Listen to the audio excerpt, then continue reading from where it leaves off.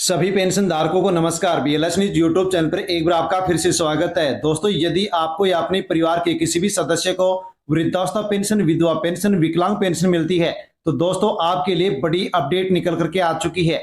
यानी कि साथियों, आपके लिए बड़ी खुशखबरी आ चुकी है। हाँ साथियों, यदि आप पेंशन धारक हैं तो आपके लिए बड़ी खबर है, इसलिए अवश्य वीडियो को अंत तक जरूर देखें और पूरी जानकारी लें। दोस्तों, 41 जिलों में 1450 रुपए पेंशन जारी की गई है। हाँ साथियों, जान लीजिए कि ऐसे कौन से 41 जिले हैं जहां पर 1450 रुपए पेंशन ट्रांसफर की गई है। जानने वाले हैं कि पेंशन पर 11 नए नियम भी लागू कर दिए गए हैं। साथियों, कौन कौन से नियम हैं जिनका पालन अब सभी पेंशन धारकों को करना होगा। यदि इन नियमों के बारे में हम जानकारी नहीं लेते हैं और साथियों इनके अनुसार यदि हम अपने रिकॉर्ड को अपडेट नहीं करते हैं तो हमारे को पेंशन नहीं दी जाएगी, पेंशन रोक दी जाएगी। पेंशन बढ़ोतरी को लेकर के भी बड़ी अपडेट सामने आ गई है। हाँ साथियों, अब पेंशन धारकों को 5000 रुपए पेंशन मिलनी चाहिए, ऐसी साथियों यहाँ पर संगठनों के द्वारा मांग उठ चुकी है। साथियों, जानने वाले हैं कि किस प्रकार से ये पेंशन धारकों के लिए मांग उठाई जा रही है और साथियों पेंशन कब से बढ़ाई जा सकती है, पूरी अपडेट आपको मिलने वाली है। और यदि साथियों आपको अभी तक अप्रैल महीने की पेंशन नहीं मिली है या उससे पहले महीनों की पेंशन भी आपकी बकाया चल रही है तो आपको 6000 रुपए पेंशन मिलने जा रही है। दोस्तों, किस प्रकार से मिलने जा रही है पेंशन? यदि आपकी बकाया है, आपको अभी तक नहीं मिली है तो किस प्रकार से ये बकाया पेंशन आपके बैंक खाते में आने वाली है, पूरी अपडेट और पूरी जानकारी वृद्धावस्था पेंशन, विधवा पेंशन, विकलांग पेंशन धारकों के लिए है, जो कि आपको जानना बेहद जरूरी है। तो जानकारी पूरी अवश्य लीजिए, वीडियो तक एंड तक देखें और पूरी जानकारी लें। जानकारी लेने से पहले साथियों यदि आप चैनल पर पहली बार आए हैं तो चैनल से जुड़ जाएं, सब्सक्राइब कर ले, अन्य लोगों तक वीडियो को सेंड अवश्य करें ताकि सभी लोगों तक जानकारी पहुंच सके। वृद्धावस्था पेंशन हो, विधवा पेंशन हो, विकलांग पेंशन हो, इन सभी पेंशन धारकों के लिए बड़ी अपडेट है कि 11 नए नियम लागू, 6000 रुपए तक राशि मिलने की चर्चा साथियों यहां पर तेज हो चुकी है। साथियों, पूरी जानकारी आप यहां पर ध्यान से समझ सकते हैं। साथियों, जान लीजिए कि पेंशन किस प्रकार से ट्रांसफर की गई है। तो department of information public relations Rajasthan से साथियों यहां पर यह पोस्ट की गई है, जिसमें भारत रत्न बाबा साहेब डॉक्टर भीमराव अंबेडकर की 135वां साथियों यहां पर 135वां जो जयंती समारोह है वो 14 अप्रैल 2026 को भवानी निकेतन शिखर रोड जयपुर में आयोजित किया गया। और साथियों इसी समय यहां पर पेंशन वे एवं पालनार योजना के लाभार्थियों को 1363 करोड़ रुपए की जो पेंशन राशि है, जो किस्त है, वो हस्तांतरित की गई है, ट्रांसफर की गई है। हाँ साथियों, जान लीजिए कि ये साथियों 41 जिलों में ये राशि ट्रांसफर की गई है। साथियों, कितनी राशि ट्रांसफर की गई है वो भी आप जान सकते हैं कि साथियों राजस्थान में जो सामाजिक सुरक्षा पेंशन योजना है उसमें 150 रुपए की बढ़ोतरी की गई और साथियों अब प्रत्येक महीने 1450 रुपए पेंशन मिल रही है।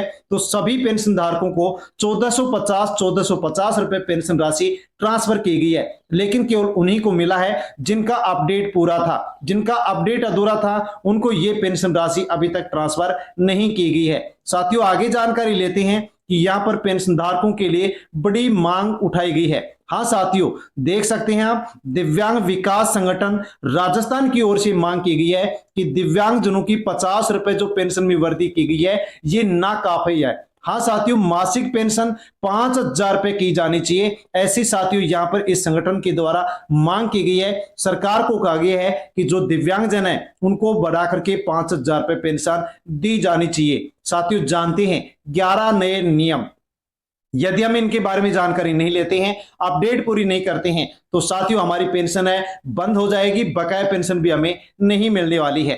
पहला नियम है डीबीटी अनिवार्य। साथियों, आपका जो बैंक खाता है उसका आपका डीबीटी का जो ऑप्शन है वो एक्टिव होना चाहिए, क्योंकि नगद भुगतान का पेंशन नहीं किया जाता है। बैंक खाते में पेंशन आती है तो डीबीटी का ऑप्शन आपका एक्टिव होना चाहिए, चालू होना चाहिए। जन आधार कार्ड बैंक खाते से आपका लिंक होना चाहिए, लिंक नहीं है तो आपकी पेंशन रुक सकती है। इसलिए जन आधार कार्ड को अपने साथियों जो बैंक खाता है उससे लिंक अवश्य करवा लें। वार्षिक सत्यापन अनिवार्य कर दिया गया है, हर साल वेरिफिकेशन अनिवार्य कर दिया गया है। समय पर अनिवार्य करें, अनिवार्य रूप से करें, वरना आपकी पेंशन बंद हो सकती है, पेंशन आपकी अटक सकती है। और इन्हीं कारणों के कारण बहुत से लोगों की पेंशन अटकी हुई है, रुकी हुई है। बैंक का केवाईसी, आपका जो बैंक खाता है उसका केवाईसी यानी कि सत्यापन कंप्लीट होना चाहिए, वरना आपका जो पैसा है वो अटक सकता है और साथियों आपको नुकसान हो सकता है। पांचवा नियम है आय सीमा का नियम। साथियों यदि आपके परिवार की आय सीमा है वो साथियों सरकार के द्वारा जो निर्धारित आय सीमा की गई है उससे कम है तो आपको पेंशन मिलेगी, वरना आपको पेंशन नहीं मिलेगी, आपकी पेंशन बंद की जाएगी। छठवां नियम है उम्र पात्रता की जांच। अब साथियों उम्र और पात्रता की जांच की जाएगी, सही पाए जाने पर पेंशन मिलेगी, गलत पाए जाने पर लाभ बंद यानी कि पेंशन नहीं दी जाएगी। पात्र होंगे तो ही मिलेगी वरना नहीं मिलेगी। सातवां नियम डुप्लीकेट लाभार्थी हटाए जाएंगे। बहुत से लोगों को साथियों यहाँ पर दो या दो से अधिक पेंशन योजनाओं का लाभ मिल रहा है। अब साथियों केवल एक पेंशन योजना का लाभ एक लाभार्थी को दिया जाएगा। अन्य डुप्लीकेट जो साथियों नाम है यानी कि अन्य पेंशन योजनाओं में आप पेंशन ले रहे हैं तो आपके नाम हटाए जाएंगे। आपको यहाँ पर एक पेंशन योजना का लाभ मिलेगा, दो या दो से अधिक का लाभ नहीं मिलेगा। आठवां नियम डिजिटल रिकॉर्ड अनिवार्य। सभी डेटा ऑनलाइन होगा। साथियों गलत रिकॉर्ड होने पर जांच हो सकती है और गलती होने पर आपकी पेंशन अटक सकती है, आपकी पेंशन बंद हो सकती है। नौवां नियम ई मित्र ऑनलाइन सुविधा अब शुरू कर दी गई है। घर बैठे आसानी से आप मोबाइल से भी वेरिफिकेशन कर सकते हैं, सत्यापन कर सकते हैं। ई मित्र पर भी जाकर के आप आसानी से ऑनलाइन जो भी आपका पेंशन से जुड़ा काम है वो आप आसानी से कर सकते हैं। समय पर भुगतान व्यवस्था को लेकर के भी सरकार ने लक्ष्य बनाया है कि हर महीने समय पर पेंशन दी जाएगी। जो देर होती है उसमें अब सुधार किया जाएगा ताकि पेंशन धारकों को आसानी से समय पर पेंशन मिल सके। विशेष श्रेणियों को प्राथमिकता दी जाएगी, दिव्यांग हो, विधवा हो, बुजुर्ग हो, इनको प्राथमिकता दी जाएगी ताकि जो भी जरूरतमंद है उनको पहले लाभ मिल सके। अब साथियों जान लीजिए कि 6,000 रुपए पेंशन किसको मिलेगी और किस प्रकार से मिलेगी। साथियों ये एक महीने की पेंशन नहीं है, बकाया पेंशन की बात है और अप्रैल महीने की पेंशन की बात है। यदि अप्रैल महीने की पेंशन आपको अभी तक नहीं मिली है और पहले की पेंशन यदि आपकी बकाया है, पेंडिंग है, तो साथियों आपको 6,000 रुपए तक बकाया पेंशन साथियों यहाँ पर मिलने जा रही है। किस प्रकार से मिलने जा रही है? यदि आपकी 3-4 महीने की पेंशन रुकी हुई है, प्रत्येक महीने आपको 1450 या 1500 रुपए पेंशन मिलती है, तो दोस्तों 3 महीने की यदि पेंशन आपकी रुकी हुई है तो 4500 रुपए, 4 महीने की रुकी हुई है तो 6,000 रुपए पेंशन आपको मिल सकती है।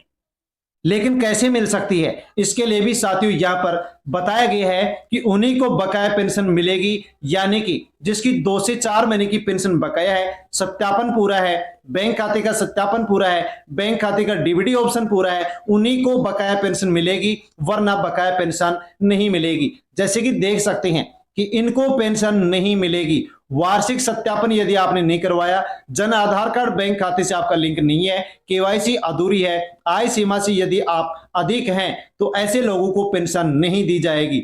वार्षिक सत्यापन नहीं है तो पूरा करवाएं, जन आधार कार्ड बैंक खाते से लिंक नहीं तो लिंक करवाएं, केवाईसी कंप्लीट नहीं है तो कंप्लीट करवाएं। आय सीमा से यदि आप साथियों परिवार में आय अधिक हो रही है तो आपको पेंशन नहीं दी जाएगी। साथियों महत्वपूर्ण सलाह पेंशन धारकों को दी जाती है कि तुरंत वार्षिक सत्यापन पूरा करवाएं, जन आधार कार्ड को बैंक खाते से लिंक करवाएं, केवाईसी अधूरी है तो इसको पूरा अवश्य करें ताकि आसानी से आपको पेंशन मिल सके। और साथियों अंतिम बात कि इस बार पेंशन की राशि ज्यादा आपको देखने को मिल सकती है, क्योंकि जो बकाया पेंशन है वो साथियों यहाँ पर ट्रांसफर होना शुरू हो गई है। जिनकी अपडेट पूरी है उनको मिलेगी, जिनकी अपडेट अधूरी होगी उनको पेंशन बकाया नहीं मिलेगी। साथियों बड़ी अपडेट, अच्छी जानकारी थी जो कि हमने इस वीडियो में जानी है। जानकारी अच्छी लगी हो तो वीडियो को लाइक कर ले, अन्य पेंशन धारकों तक वीडियो को सेंड करें और चैनल पर पहली बार आए हैं तो चैनल से जुड़ जाए, सब्सक्राइब कर लें। धन्यवाद।